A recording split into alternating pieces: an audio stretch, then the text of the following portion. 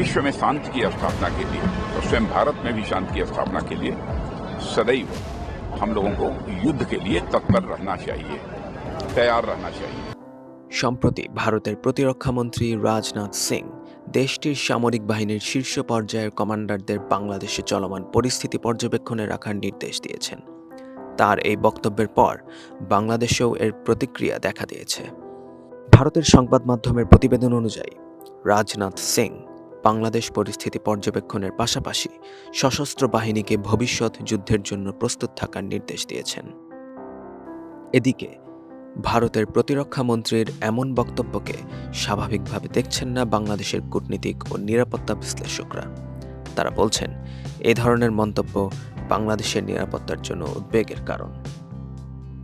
Bangladesh institute of peace and security স্টাডিজের সভাপতি ও নিরাপত্তা বিশ্লেষক অবসরপ্রাপ্ত মেজর জেনারেল আ.ন.ম মনিরুজ্জামান বলেন, রাজনাথ সিং একটি উচ্চ পর্যায়ের সভা থেকে এই ঘোষণা দিয়েছেন, তাই বাংলাদেশের জন্য এটি উদ্বেগের কারণ হতে পারে।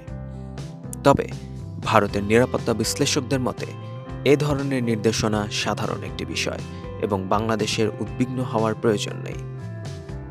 ভারতের South Asia institute for defence studies and অ্যানালাইসিসের রিসার্চ ফেলো সমৃতি পট্টনায়ক বলেছেন, আমার মনে হয় রাজনাথ সিং সাধারণ অর্থে এই মন্তব্যটি করেছেন। ভারত ও বাংলাদেশের মধ্যে যুদ্ধের সম্ভাবনা আমি কখনো দেখি না। বৃহস্পতিবার লখনৌতে ভারতীয় সেনাবাহিনীর শীর্ষ কমান্ডারদের যৌথ সম্মেলনে রাজনাথ সিং বক্তব্য রাখেন। সেখানে তিনি বলেন, ভারত শান্তিপ্রিয় দেশ, কিন্তু শান্তি রক্ষার জন্য সশস্ত্র বাহিনীকে সবসময় যুদ্ধের জন্য প্রস্তুত থাকতে হবে।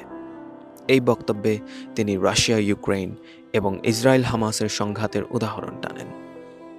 রাজনাথ সিং বলেন, বিশ্বের বর্তমান অস্থিতিশীল পরিস্থিতিতেও ভারত নজিরবিহীনভাবে শান্তি বজায় রেখেছে। তবে কিছু চ্যালেঞ্জ বৃদ্ধি পাচ্ছে এবং আমাদের সতর্ক থাকতে হবে। এই বক্তব্যে বাংলাদেশের নিরাপত্তা বিশ্লেষকরা উদ্বেগ প্রকাশ করেছেন, বিশেষ করে রাশিয়া ইউক্রেন যুদ্ধ এবং ইসরায়েল হামাস সংঘাতের সাথে তুলনা করায়। তারা মনে করেন এটি বাংলাদেশের নিরাপত্তা পরিস্থিতির সঙ্গে সঙ্গতিপূর্ণ নয়। সাবেক রাষ্ট্রদূত হুমায়ুন কবির বলেন, ইসরায়েল হামাস এবং রাশিয়া ইউক্রেনের যুদ্ধের প্রেক্ষাপট বাংলাদেশের প্রেক্ষাপটের সঙ্গে তুলনা করা যায় না।